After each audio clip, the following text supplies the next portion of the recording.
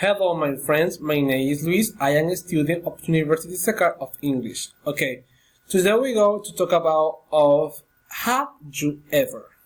Okay, in the first slide is have you ever visited to Machu Picchu? Had you ever touched the guitar?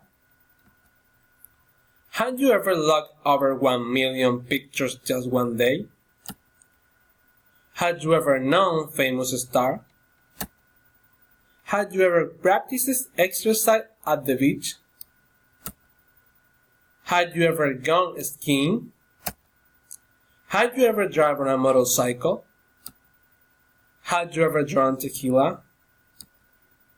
Had you ever driven a car? Had you ever read Harry Potter? Had you ever found money on the street? Had you ever studied English before? Had you ever run a marathon? Had you ever prepared tacos at home?